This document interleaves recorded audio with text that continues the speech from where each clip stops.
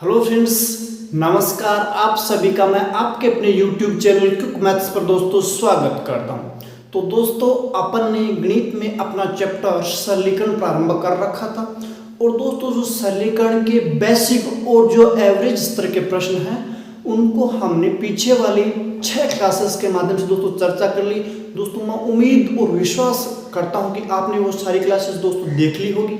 अगर दोस्तों आप ये पहली ही क्लास देख रहे हैं तो दोस्तों आप सभी का मैं स्वागत करता हूं और दोस्तों मैं आपसे एक निवेदन भी करूंगा कि आप अगर इस क्लास को भले प्रकार से समझना चाहते हैं तो दोस्तों ये क्लास देखने के तुरंत बाद आप सरलीकरण की दोस्तों पीछे वाली क्लासेस भी जरूर देखिए। चलिए दोस्तों करते हैं अपन आज के अपनी क्लास के स्टार्ट। और दोस्तों आज का शानदार जानदार जबरदस्त प्रश्न आपके सामने ये फ्रेंड्स, जानदार प्रश्न आपके सामने आ चुका है दोस्तों, देख लीजिए। दोस्तों अगर आपने बेसिक नहीं पढ़ा हुआ है तो दोस्तों इस प्रश्न को हल करने में आपको मुश्किलात का सामना करना पड़ सकता है।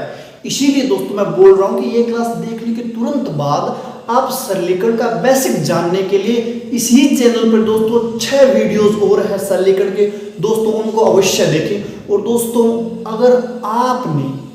अगर दोस्तों आपने इस प्रश्न को एक बार हल करने का प्रयास किया तो दोस्तों आपने बहुत अच्छा किया। अगर दोस्तों आपने इसको स्वयं हल करने का प्रयास नहीं किया तो दोस्तों मैं आपसे निवेदन करूंगा कि एक बार इस प्रश्न को स्वयं करने का प्रयास जरूर करें। चलिए दोस्तों मैं बता देता हूँ इस प्रश्न को कैसे हल करना है। दोस्तों इसका मतलब दोस्तों आपको पता होगा कि रूट का मतलब, इसका ये दोस्तों मतलब है रूट। आपके सामने इसका मतलब दोस्तों होता है पावर 1/2। तो दोस्तों यहाँ मैं इसको लिखूंगा 3 की पावर 1/2, ये लगा दिया 5। फिर दोस्तों यहाँ पर देखिए यहाँ 3 है, यहाँ 9 है, यहाँ 3। इसका मतलब दोस्तों अपने को ये सवाल है वो 3 की पावर में ही लेके आना पड़ेगा। दोस्तों इस 9 को लिख रहा हूँ मैं 3 की पावर 2 लिख दूंगा और 2। दोस्तों आप समझ गए, मैंने 9 को लिख दिया। दोस्तों 3 की पावर 2 बराबर 9। दोस्तों 9 की जगह मैंने 3 की पावर 2 लिख दिया बराबर इधर लिखा 3 की पावर n गुणा 3 गुणा 3 की पावर। दोस्तों रूट का मतलब मैंने अभी बताया क्या होता है 1/2। दोस्तों रूट का मतलब क्या होता है 1/2। तो दोस्तों मैंने आपको बताया हुआ है दोस्तों, इसीलिए मैं बोल रहा हूँ कि पीछे वाली क्लासेस आप जरूर देख लें। दोस्तों मैंने बोला कि जब भी पावर कोष्ठक में लगा कि इस प्रकार हो तो ये दोस्तों गुणा में मानी जाती है। दोस्तों यहाँ पर होगा 3 की पावर 1/2 गुणा 5 गुणा 3 की पावर 2 गुणा 2। दोस्तों ये जब कोष्ठक में इस प्रकार पावर हो तो ये गुणा में मानी जाती है बराबर। तो दोस्तों देखिए इसको अपन निकले, इसके बाद दोस्तों लिखा 3 की पावर n गुणा ये दोस्तों 3 की पावर कुछ नहीं, इसका मतलब दोस्तों 1, ये है दोस्तों 3 की पावर 1/2। अब दोस्तों मैंने एक चीज और बताई थी सरलीकरण के पीछे वाले वीडियो में, एक चीज मैंने और बताई थी कि जब आधार समान हो, दोस्तों आधार का मतलब ये नीचे वाली संख्या, जब आधार समान हो और संख्या गुणा में हो, आधार समान हो संख्या गुणा में हो तो पावर आपस में जुड़ जाती है।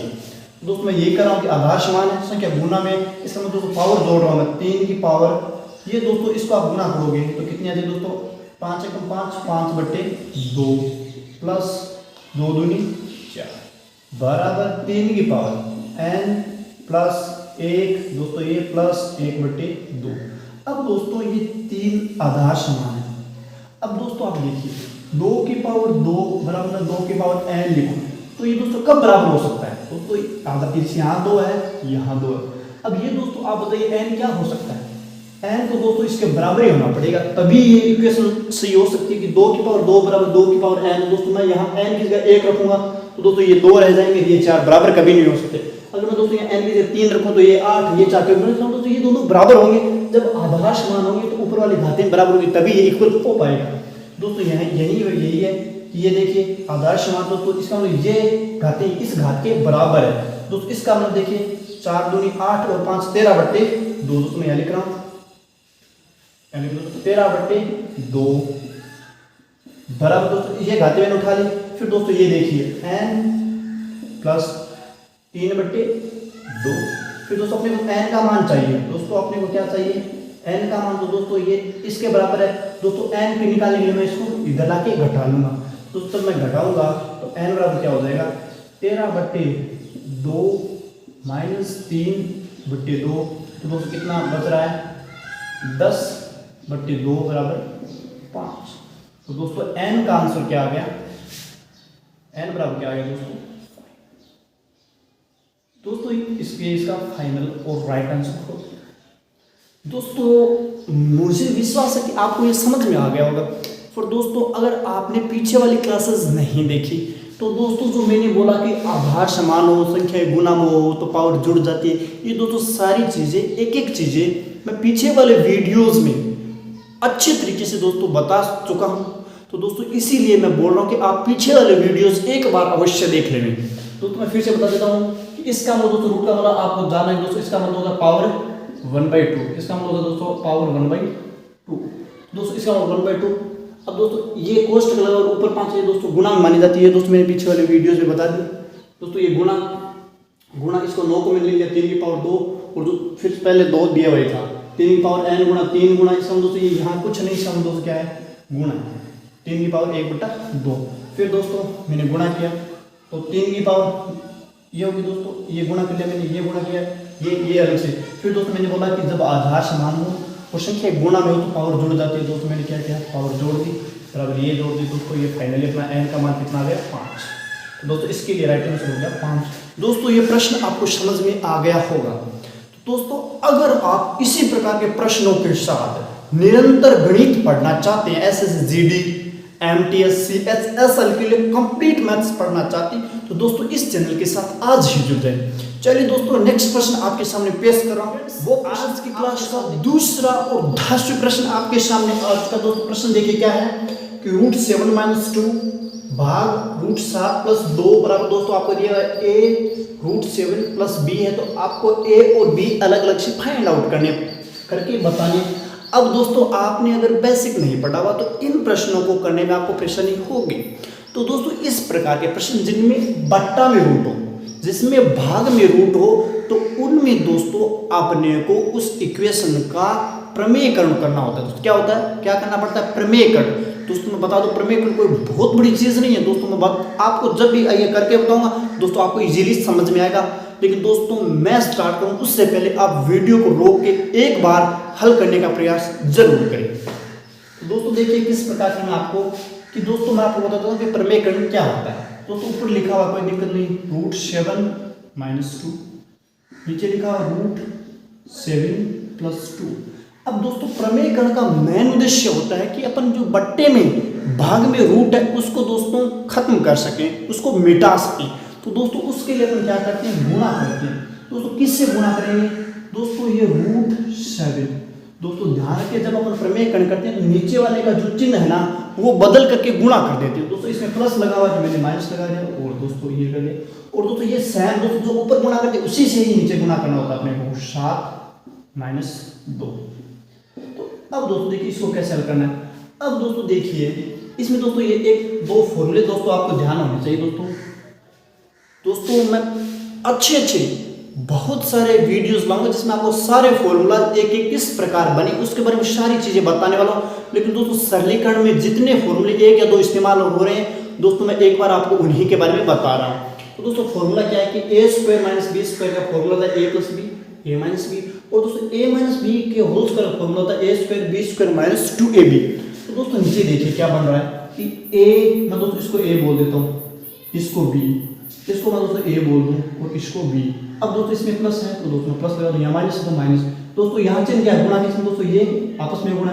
दोस्तों ये a + b और a - b दोस्तों ये आपस में गुणा। दोस्तों देखिए ये एक फॉर्मूला बन रहा है a + b और a का फॉर्मूला क्या है, a² - b²। दोस्तों इसीलिए मैं बोल रहा हूँ कि अपने को नीचे से स्क्वायर या जो ये वर्गमूल चिन्ह उसको हटाना था। तो दोस्तों ऊपर देखिए क्या बन रहा है, दोस्तों ऊपर तो सेम है दोस्तों, नीचे तो a + b a - b है, तो यहाँ पर देखिए a - b a - अगर a मानो इसको तो a - b a - b। दोस्तों ऊपर तो ऐसा कोई ऐसा नहीं बन रहा फॉर्मूला। दोस्तों ऊपर क्या बन रहा है, सेम है।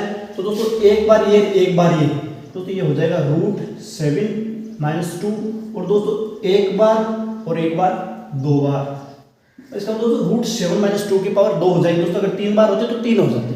फिर दोस्तों यहाँ a + b a - b इसका दोस्तों फॉर्मूला इसका क्या होता है, a² - b²। दोस्तों अपने पास a क्या है 7, तो 7 √7 है, इसका स्क्वायर कितना हो जाएगा 7। यहाँ 2 है तो 2 का स्क्वायर 4। तो दोस्तों यहाँ से इसका आंसर कितना आ जाएगा 3। इसका मतलब दोस्तों ये जो था ये इसका आंसर कितना आ गया 3। तो आप फिर से देख सकते हो, कोई दिक्कत नहीं दोस्तों, आपको समझ में आ गया कि मैंने किस प्रकार किया। दोस्तों ये formula a plus B, a minus B का formula a square minus B square का, तो रूट 7 का स्क्वायर किया तो 7 आ गए दोस्तों बाहर, और 2 का स्क्वायर किया तो 4 आ गए, तो दोस्तों 3 आ गए। उसके तो बट्टा में कितने हो गए 3। अब दोस्तों मैं इसको मिटा दे रहा हूँ यहाँ से। अब दोस्तों ये देखिए a माइनस बी का होल स्क्वायर, दोस्तों ये फॉर्मूला देखिए a माइनस बी का होल स्क्वायर का a square plus B square minus 2b, ये फॉर्मूला दोस्तों अब इसमें आपको लगाना है। तो दोस्तों फॉर्मूला ये है कि a स्क्वायर रूट 7 का square 7 plus B square 4 minus 2 गुणा a रूट 7, तो दोस्तों रूट 7 अपने पास a square B square minus 2 बाद a और b बट्टे दोस्तों कितना दिया आपने को 3। दोस्तों यहाँ से आप इसको निकालें, क्या हो रहा है 11, 7 और 4 11 माइनस दोस्तों ये 2 एक्स्ट्रा आप यहाँ लेके आते तो 2 दूनी 4 रूट 7, 4 रूट 7 डिवाइड बाय दोस्तों 3। अब दोस्तों देखिए सवाल में ये इन्फॉर्मेशन दोस्तों रूट 7 के साथ, जो रूट 7 के साथ है वो a का मान होगा, और जो दोस्तों एकदम अलग है वो दोस्तों b होगा। तो दोस्तों देखिए रूट 7 वाला ये तो क्या होने वाला है a का मान, तो दोस्तों b का मान जो एकदम अलग है दोस्तों, यहाँ से आपके सामने मैं मान लिख रहा हूँ a का मान और b का मान दोस्तों आपके सामने लिख रहा हूँ। अब दोस्तों a का मान ये है दोस्तों, a का मान देखिए a है, तो दोस्तों अब देखिए क्या आपके हिसाब से क्या हो सकता है, रूट 7 a के साथ लगा, इसका दोस्तों a का मान क्या होगा दोस्तों, ये मतलब देखिए रूट 7 तो रूट के साथ के जो आगे लगा हुआ है रूट के साथ रूट 7 क्या है दोस्तों, यहाँ a है, यहाँ क्या है दोस्तों 4 नहीं है, 4/3 है दोस्तों, क्या है 4/3 है, वो आगे माइनस का चिन्ह भी है। तो दोस्तों a का मान हो जाएगा यहाँ माइनस 4/3, और दोस्तों b का मान कितना हो जाएगा 11/3। दोस्तों ये दोनों आंसर हो जाएंगे इस प्रश्न में। तो दोस्तों ये अच्छे स्तर का प्रश्न था। तो दोस्तों मैं उम्मीद और विश्वास करता हूँ कि आपको समझ में आ गया। और दोस्तों मैं एक बार और बता देता हूँ दोस्तों, प्रमेयकरण करना था। प्रमेयकरण करने के बाद प्रमेयकरण में करना क्या है कि जो नीचे वाली है उसी को लेके वहां पर चिन्ह बदल के गुना करने। दोस्तों ऊपर तो स्क्वायर बन गया, नीचे a प्लस बी, और a माइनस बी का फॉर्मूला मैंने लगाया a square minus B square, तो a स्क्वायर रूट 7 का स्क्वायर 7 माइनस 2 का स्क्वायर 4, तो नीचे दोस्तों क्या बन गया 3। दोस्तों मैंने यही तो बोला था कि प्रमेयकरण का मेन उद्देश्य यही होता है कि हम नीचे वाले रूट को मिटा सकें। दोस्तों देखिए मैंने नीचे वाले रूट को समाप्त कर दिया। फिर दोस्तों a माइनस बी का whole square formula a square plus B square minus 2ab formula लगा दिया बट्टे 3 सवाल में दिया। अब दोस्तों देखिए मैंने जोड़ के 7 और 4 11 माइनस 2 2 4 रूट 7। अब उस रूट के साथ रूट 7 में यहाँ क्या है दोस्तों, ये सवाल में लिखा बराबर रूट 7 में a है, और यहाँ रूट के साथ में 4/3 है दोस्तों, ये a का मान दोस्तों आगे माइनस है दोस्तों, मैंने लिया a का मान हो गया माइनस 4/3, और दोस्तों b में कुछ रूट राट नहीं है तो इसमें कुछ नहीं है, तो 11/3 दोस्तों b का मान हो गया। दोस्तों ये प्रश्न आपको समझ में आ गया होगा। तो आज की क्लास का शानदार और महत्वपूर्ण नेक्स्ट प्रश्न दोस्तों आपके सामने, आज का नेक्स्ट प्रश्न आपके सामने आ चुका है। दोस्तों प्रश्न को पढ़िए, शानदार प्रश्न है, बहुत सारे एग्जाम्स में पूछा जा चुका है, और दोस्तों एक लॉजिकल प्रश्न है। तो देखिए प्रश्न लिखा हो कि 2 की पावर 250, 3 की पावर 150, और 5 की पावर 100 और 4 की पावर 200 में सबसे बड़ा कौन सा दोस्तों, ये बताना आपको। तो दोस्तों अगर आप इनको निकालने बैठे तो दोस्तों वो कोई लॉजिक नहीं होगा, आप निकाल ही नहीं पाओगे। कैसे निकाल सकते दोस्तों, आप 3 की पावर 150 निकाल थोड़ी सकते हो। दोस्तों इस प्रकार के प्रश्नों में आपको क्या करना है, आपको ये कोशिश करनी है दोस्तों कि मैं 2 की पावर है दोस्तों, 2 की पावर क्या है 250, तो दोस्तों मैं ऐसे करता हूँ कि 2 की पावर 5 को एक बार अंदर ले लेता हूँ, और दोस्तों फिर दोस्तों अंदर लेने का मतलब इसमें मैं 5 का भाग दे रहा हूँ पावर में दोस्तों 50। दोस्तों मैंने बताया था पीछे वाले वीडियोज के माध्यम से, पीछे वाले प्रश्न में भी, कि जब ये इस प्रकार लिख दूँ मैं, जब मैं इसको तोड़ करके 2 की पावर 5 की पावर 50 लिख इसका मतलब दोस्तों तो इस प्रकार लिखते हैं, इसका मतलब दोस्तों ये क्या है गुणा में। दोस्तों जब मैं इनको गुणा करूँगा 5 गुणा 50 तो दोस्तों वापस 250 आ जाएंगे। फिर दोस्तों नेक्स्ट को लिख देता हूँ मैं 3 की पावर 3 लिख देता हूँ दोस्तों, और ऊपर दोस्तों कितने लिख देता हूँ 50। दोस्तों इस प्रकार के प्रश्नों में जो ऊपर वाली पावर है उसको अपने को समान बनाना होता है। मैन इसमें ये बात है इस प्रश्न में कि ऊपर वाली पावर को सेम बनाना होता है। फिर दोस्तों नेक्स्ट को 5 की पावर 2 लिख देता हूँ दोस्तों, और ऊपर लिख देता हूँ 50। फिर दोस्तों इसको लिख देता हूँ मैं 4 की पावर 4 की पावर क्या दिक्कत है दोस्तों? कोई दिक्कत नहीं। इसका मतलब होता है गुणा में, तो ये दोस्तों 200 बन जाएगा, ये 100 बन जाएगा, ये 150 और ये 250 बन गया, कोई दिक्कत नहीं दोस्तों। फिर दोस्तों अगर सारे पावर 50-50 बन गई तो दोस्तों अंदर वाले को आप हल कीजिए। तो 2 की पावर 5 32 दोस्तों, 32 की पावर 50, 3 की पावर 3 दोस्तों 27, फिर दोस्तों 2 की पावर दोस्तों 5 की पावर 2 25 की पावर 50, फिर दोस्तों 4 की पावर 4 की पावर 2 दोस्तों 16, और 16 की पावर 16 दोस्तों 2 की, देखिए 4 की पावर 2 कितने होते हैं 16, तो 16 और 16 256, इसका मतलब तो 4 की पावर 4 की 256 की पावर 50। अब दोस्तों यहाँ से आप एक चीज समझिए कि जब 2 की पावर 3 है और 5 की पावर 3 है, 2 की पावर 3 और 5 की पावर 3 अगर दी हुई है दोस्तों, अगर आपने अंदाजा नहीं आ रहा होता मैं लिख देता हूँ कि भाई अपने को दिया हुआ भाई 5 की पावर 3 और 2 की पावर 3, तो दोस्तों अपन अगर पावर समान है तो अपने को पता है जब पावर समान है तो जो संख्या बड़ी होगी उसकी पावर उतनी ज़्यादा होगी। दोस्तों उसी प्रकार देखिए पावर दोस्तों समान है, इसकी भी 50, इसकी 50, इसकी 50, इसकी 50, इसका मतलब जिसका आधार बड़ा होगा वह संख्या उतनी ही बड़ी होगी, और जिसका आधार जितना छोटा होगा वह उतनी ही छोटी संख्या हो जाएगी। तो दोस्तों यहाँ से आप देखिए सबसे छोटी कौन सी है 25 है दोस्तों आधार है। दोस्तों सारे के ऊपर तो पावर 50-50 लिखी हुई है, सारों में 50-50 है, लेकिन दोस्तों सबसे छोटा आधार इसमें है 25, इसमें दोस्तों। इसका मतलब दोस्तों क्या है 25 की पावर 50, इसका मतलब है दोस्तों ये। अब दोस्तों इसको अपन ने किसको लिखा था ऐसे, तो इसको लिखा था दोस्तों। समझ गए क्या कि अपने को सबसे पहले इस प्रकार के प्रश्नों में सबसे पहले ऊपर वाले दोस्तों इस प्रकार से दोस्तों अंदर लेनी है 3 4 5, फिर ऊपर एक समान बचा दोस्तों, इसमें 50 बच गई, इसी में सभी में 40 बच जाएगी, किसी में सभी में 30, लेकिन दोस्तों यहाँ बचाने के आपने कुछ समान, फिर दोस्तों मैंने लिख दिया इसको 2 की पावर 5 32 पावर 50 27 50 25 50 2 56 50। अब दोस्तों इसमें पूछा होता सबसे छोटी, दोस्तों सभी में पावर तो समान है, जो सबसे छोटी होगी सबसे छोटी होगी, सबसे छोटी ये है, इसको दोस्तों इसको अपन ने लिखा दोस्तों ये बन गया, तो इसको अपन ने इसको लिखा था, तो दोस्तों यहाँ पर फाइनल आंसर क्या आ जाएगा अपने का 5 की पावर 100, 5 की सबसे छोटा क्या होगा दोस्तों अपने हिसाब से 5 की पावर 100। इस प्रश्न के लिए दोस्तों क्या हो जाएगा राइट आंसर हो जाएगा। तो दोस्तों आप समझ गए होंगे कि मैंने इस प्रश्न को किस प्रकार हल किया दोस्तों। शानदार प्रश्न है, इसमें लॉजिक यही था कि आपको ऊपर पावर समान बचा के कुछ पावर अंदर लेके आपको ये सीक्वेंस बनाना था, उसके बाद आपको पता लग जाता कि पावर बराबर है, तो जिसका आधार सबसे छोटा हुआ है सबसे छोटी, जिसका आधार सबसे बड़ा हुआ है सबसे बड़ी, सबसे छोटा आधार इसका सबसे छोटी ये है, इसको अपन ये है तो ये है, इसका मतलब ये, इसमें पूछे तो सबसे बड़ा आधार ये, तो इसका मतलब ये, इसका मतलब तो ये, तो फाइनली सबसे बड़ा क्या हो जाता है ये हो जाती है दोस्तों। तो आज का नेक्स्ट और शानदार प्रश्न दोस्तों आपके सामने पेश कर रहा हूं। अगर दोस्तों आप इसी प्रकार के प्रश्न निरंतर पढ़ना चाहते हो दोस्तों इस चैनल के साथ अभी जुड़ जाएं। तो नेक्स्ट प्रश्न दोस्तों आपके सामने ये, तो फ्रेंड्स एक और शानदार प्रश्न उसी कॉन्सेप्ट पे एक और आपके सामने आज का दोस्तों प्रश्न को देखिए दोस्तों। रूट दे करके प्रश्न में डरने जैसा कोई सीन नहीं रखना अपने को, रूट को देख करके आप 1% ही नहीं डरे, और दोस्तों इस प्रश्न को हल करने का स्वयं एक बार प्रयास अवश्य करें। दोस्तों देखिए अपने को इस प्रकार के प्रश्नों को कैसे हल करना है। दोस्तों आपने वीडियो रोक करके इस प्रश्न को हल कर लिया होगा, तो चलिए दोस्तों बता देता हूँ क्या करना है दोस्तों। कि दोस्तों रूट का मतलब मैंने भी बताया था कि पावर होती है 1/2, इसका मतलब यहाँ लिख लो दोस्तों, यहाँ लिख रहा हूँ 2 की पावर 1/2, ठीक है दोस्तों।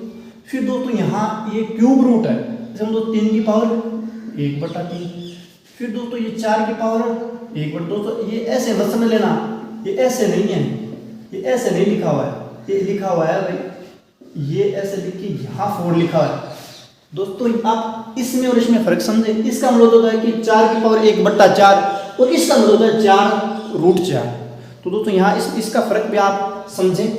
फिर दोस्तों इसका मतलब होता है 3 की पावर 1/3, 4 की पावर 1/4 और दोस्तों 6 की पावर 1/6।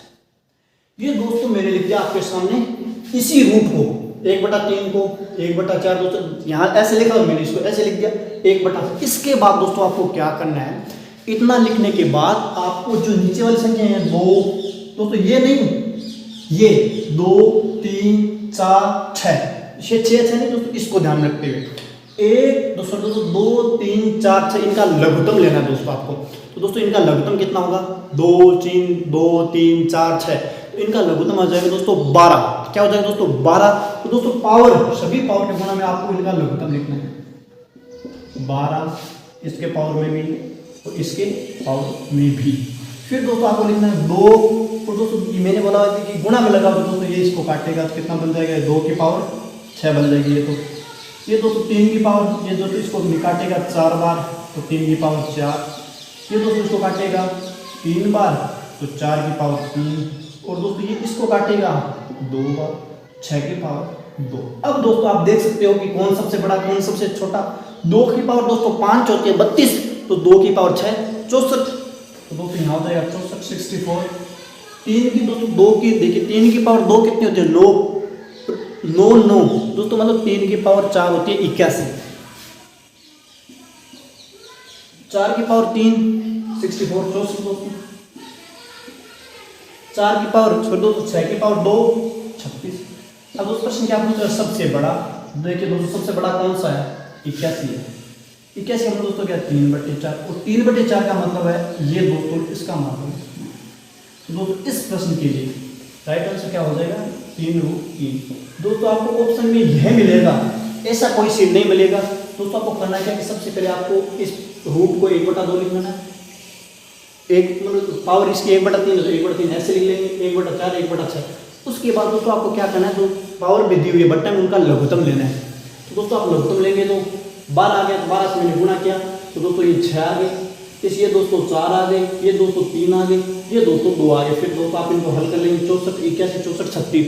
तो इनमें पूछा था सबसे बड़ा तो 81 में दोस्तों क्या? 3 की पावर 4, 3 की पावर 4 में दोस्तों ये रहा, इसका मतलब दोस्तों ये रहा। तो दोस्तों इसके लिए फाइनल आंसर सबसे बड़ा पूछा हुआ था इसलिए ये हो गया। और जो सबसे छोटा पूछा हुआ था तो होता तो 36 6 की पावर 2 ये तो ये दोस्तों। तो सबसे छोटे की कंडीशन में दोस्तों लोवेस्ट पूछ लेता ना, लोवेस्ट दोस्तों सबसे छोटा, तो ये हो जाता। अपने से दोस्तों हाईएस्ट पूछ रखा, हाईएस्ट पूछ रखा तो दोस्तों इसके लिए राइट आंसर क्या हो जाएगा? ये। तो दोस्तों ये शानदार प्रश्न था और एग्जाम्स में पूछा गया था, बहुत बार पूछा जा चुका है दोस्तों। ये प्रश्न आपको समझ में आ गया होगा। तो चलिए दोस्तों आज की क्लास का लास्ट शानदार और वह प्रश्न जो आपको हल करने में बहुत सारी परेशानी आने वाली है, तो दोस्तों वो शानदार हिला देने वाला प्रश्न आपके सामने आ रहा है। आज की क्लास का लास्ट शानदार प्रश्न आपके सामने आ चुका है। दोस्तों वीडियो को रोक के इस प्रश्न को करने का एक बार प्रयास दोस्तों अवश्य करें। अब दोस्तों मैं पहले आपको प्रश्न पढ़ के बता देता हूँ, प्रश्न की भाषा समझा देता हूँ क्या है। फिर दोस्तों मैं इस प्रश्न के करने के आपको 2 तरीके बताऊंगा। कोई भी जो बड़ा प्रश्न होगा दोस्तों उसके मैं हमेशा 2 तरीके बताता हूँ। एक तो जो बेसिक जो आपको आना चाहिए उस तरीके से अपने एग्जाम में नहीं करना, लेकिन दोस्तों वह तरीका आपको आना चाहिए। इसीलिए दोस्तों मैं पहले वो तरीका बताऊंगा, उसके बाद वह तरीका बताऊंगा जिसमें आपको पेन तक चलाने की आवश्यकता नहीं पड़ेगी। लेकिन दोस्तों आपको पहले बेसिक जाना जरूरी, क्योंकि दोस्तों बेसिक के बिना आप इस प्रश्न को नहीं समझ पाओगे। दोस्तों प्रश्न देखिए क्या बोल रहा है कि एक शहर में टैक्सी के किराए में कुछ निश्चित अचल राशि, मतलब दोस्तों टैक्सी वाले ये बोल रहा है कि भाई इतना तो मेरा फिक्स है और तथा तय की गई दूरी के लिए दे दे। इसमें दोस्तों समझे क्या कि आपको अगर कहीं जाना है, तो वो टैक्सी वाला बोल रहा है कि भाई इतना तो फिक्स है भाई, मतलब इतना तो मेरा है ही है, मतलब मैं 20 रुपये तो लेता ही हूँ। उसके बाद आप जितनी दूरी चलाओगे या दोस्तों जितनी दूरी आप मुझे लेके जाओगे उसके हिसाब से मैं पैसे लूँगा। दोस्तों ये प्रश्न ये कह रहा है कि निश्चित राशि है वो तो वो लेता है, उसके बाद जितनी आप दूरी तो उसके हिसाब से पैसे लेता है। तथा तय की दूरी के लिए दे धनराशि है। 16 किलोमीटर की दूरी का कुल किराया 156 रुपये है तथा 24 किलोमीटर का कुल किराया 204 रुपये है। तो 30 किलोमीटर का किराया कितना? दोस्तों प्रश्न शानदार है दोस्तों, ये बेसिक पर आधारित एक जबरदस्त प्रश्न है दोस्तों। आपने इस प्रश्न को हल करने का प्रयास दोस्तों अवश्य किया होगा। अब दोस्तों मैं बता देता हूँ कि इस प्रश्न को कैसे करना है। दोस्तों प्रश्न ये बोल रहा है कि एक तो फिक्स है दोस्तों, अगर आप कहीं भी ले जाओ, आप 50 किलोमीटर ले जाओ, 100 किलोमीटर 5000 किलोमीटर, एक तो फिक्स चार्ज है वो तो वो लेता ही लेता है। उसके बाद जो ऊपर लेता है वो दोस्तों दूरी के हिसाब से लेता है। तो दोस्तों आप देखिए कि भी मैं ये मान लेता हूँ कि जो उसने फिक्स कर रखा है, मैं मान लेता हूँ उसने x दोस्तों x रुपये। दोस्तों आप समझे कि एक बार दोस्तों मैं इस प्रश्न को x मान के ही बताऊंगा दोस्तों, उसके बाद मैं एक तरीका बताऊंगा जिसमें आपको x y z कुछ नहीं मानना है। दोस्तों दोस्तों मैं मान लेता हूँ भाई कि वो x रुपए दोस्तों ये तो फिक्स ले रहा है, फिक्स ले रहा है प्लस 2। उसके बाद दोस्तों वो क्या है कि किलोमीटर के हिसाब से ले रहा है दोस्तों, तभी तो बदलेगा कि वो बोल रहा है भाई मैं इतना निश्चित लूंगा। उसके बाद आप जितनी दूरी ले जाओगे उसी के हिसाब से मैं पैसे लेता रहूंगा। तो दोस्तों मैं मान लेता हूँ भाई कि x तो वह फिक्स कर रखा है उसने। फिर दोस्तों वो 16 किलोमीटर जा रहा है, मैं मान लेता हूँ भाई 1 किलोमीटर का वो y रुपए ले रहा है। मैं मान लेता हूँ कि वो 1 किलोमीटर का y रुपए लेता है, फिक्स है वो तो फिक्स है। उसके अलावा वो 1 किलोमीटर का मान लेता हूँ मैं y रुपए लेता है। तो दोस्तों वो 16 किलोमीटर जा रहा है तो रुपए कितना लेगा, 16 y लेगा। दोस्तों ये तो फिक्स खर्चा है, ये दोस्तों 16 किलोमीटर जाने का खर्चा, क्योंकि दोस्तों मैंने मान लिया कि 1 किलोमीटर का y रुपए ले रहा है। दोस्तों टोटल खर्चा कितना हो गया, 16 किलोमीटर का कितना खर्चा दिया अपने को अपने हिसाब से तो फिक्स है, प्लस दोस्तों ये वेरिएबल दोस्तों मिलके कितने हो रहे हैं अपने हिसाब से एक्स वाई के हिसाब से इतने उस सवाल में दिया हुआ है 156। फिर दोस्तों वो बोल रहा है कि फिक्स है। फिर दोस्तों आप जब 24 किलोमीटर जाओगे तो भी फिक्स तो फिक्स ही रहेगा। तो दोस्तों फिर दोस्तों फिक्स तो ये है। फिर दोस्तों अपन ने मान लिया कि 1 किलोमीटर का y रुपए ले रहा है। दोस्तों 24 किलोमीटर के कितने रुपए ले लेगा वो, 24 y। सवाल में कितने दिया दोस्तों, 200। फिर दोस्तों यहाँ से दोस्तों आपको क्या करना है, देखिए एक्स है ना दोस्तों, यहाँ से आप यहाँ क्या कीजिए, बाकी कर लीजिए दोस्तों, घटा दीजिए तो ये आपस में कट जाएगा।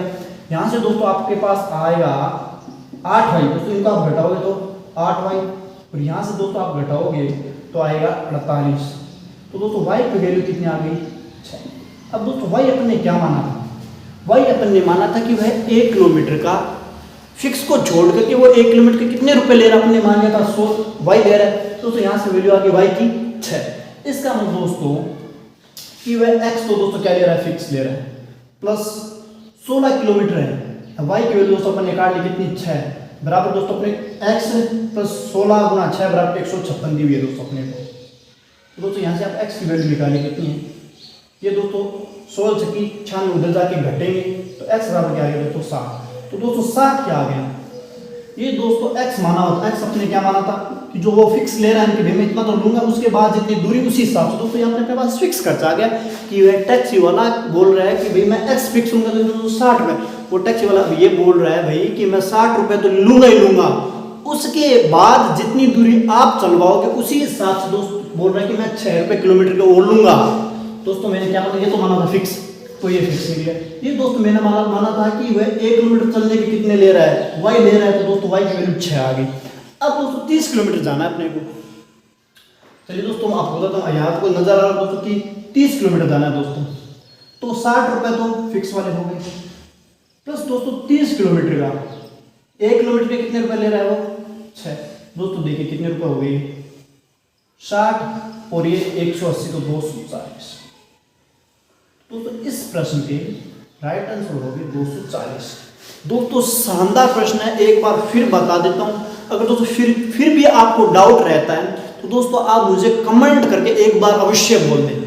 दोस्तों मैं इसका तरीका अभी एक और बताने वाला हूं। दोस्तों मुझे विश्वास है कि उस तरीके से आपको गारंटी के साथ समझ में आ जाएगा, लेकिन दोस्तों ये तरीका आपको आना जरूरी है, क्योंकि दोस्तों जो प्रश्न का लॉजिक है उसको समझने के लिए उस तरीके से कहीं बेहतर तरीका है ये, अगर आप इस प्रश्न को लॉजिकल समझना चाहते हो तो। दोस्तों अपने बोला कि प्रश्न बोल रहा है कि वो एक तो बोल रहा है कि भाई कि मैं एक तो निश्चित पैसे लूंगा, इतने रुपए लूंगा, उसके बाद आप जितनी दूरी चलाओगे उसके हिसाब से पैसे देता रहना। तो दोस्तों मैंने मान लिया कि वो x मान रहा है फिक्स, और 1 किलोमीटर चलने का y तो दोस्तों फिक्स है, प्लस 1 किलोमीटर का y तो 16 किलोमीटर का 16y बराबर 156। फिर दोस्तों अपन ने 24 किलोमीटर लेके गए तो फिक्स तो फिक्स रहेगा, प्लस 24y बराबर 204। तो दोस्तों इस प्रकार अपने y की वैल्यू काट दी 6। जैसे हम दोस्तों वो 1 किलोमीटर चलने का 6 रुपये ले रहा है, तो दोस्तों जब 1 किलोमीटर का 6 रुपये ले रहा है तो दोस्तों पहले केस में मुझे पता नहीं फिक्स कितना है, प्लस 16 किलोमीटर ले जाना है, 1 किलोमीटर का 6 रुपये। दोस्तों मैंने y की जगह 6 रख दिया तो 96 बराबर 156। तो x की वैल्यू 60 आ गई, x माना अपने फिक्स, इसका दोस्तों अपने को पता लगा कि फिक्स तो वो 60 ले रहा है। तो दोस्तों फिर अपने को 30 किलोमीटर के पैसे निकालने थे, 30 किलोमीटर के लिए दोस्तों वो 60 रुपये तो फिक्स लेगा ही लेगा, प्लस वह 30 किलोमीटर ले जा रहा है, 1 किलोमीटर के 6 रुपये ले रहा है, तो 30 सका 180 और 60 240। दोस्तों इस प्रश्न के लिए राइट आंसर हो गया दोस्तों। अब दोस्तों मैं वो तरीका बताता हूँ जिसके माध्यम से आप आंसर इजीली निकाल सकते हैं, उसके लिए दोस्तों आपको ये जानना जरूरी था। तो चलिए दोस्तों मैं आपको वह तरीका बता रहा हूँ। तो दोस्तों देखिए सेकंड तरीका क्या है कि जब अपन 16 किलोमीटर जा रहे थे, 16 किलोमीटर जा रहे थे तब तो वो अपन से रुपये ले रहा था 156।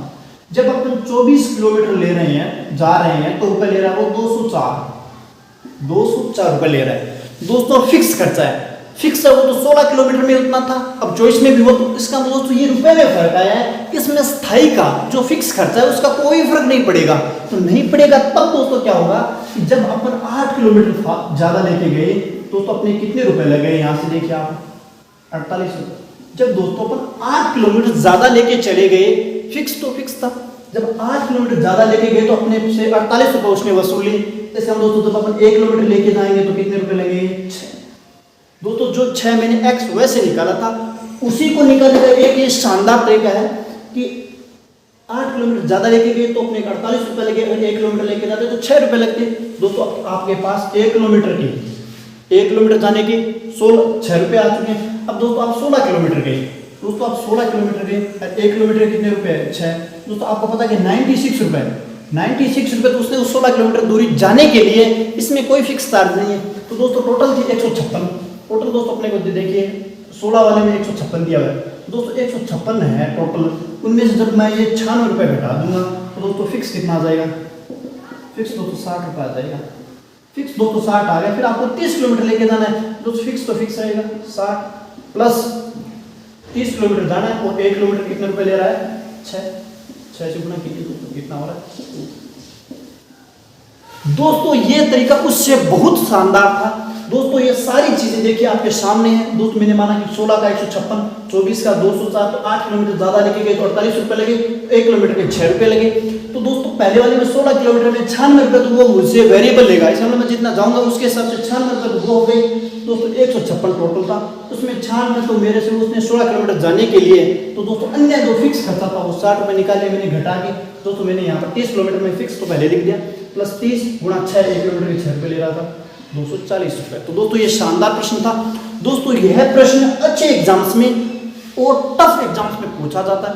दोस्तों यह प्रश्न आपको समझ में आ गया होगा। दोस्तों तो यह थी आज के अपनी सरलीकरण क्लास। दोस्तों सारे प्रश्न आपको समझ में आए होंगे। तो दोस्तों ये वीडियो देखने का आपका धन्यवाद। जय हिंद, जय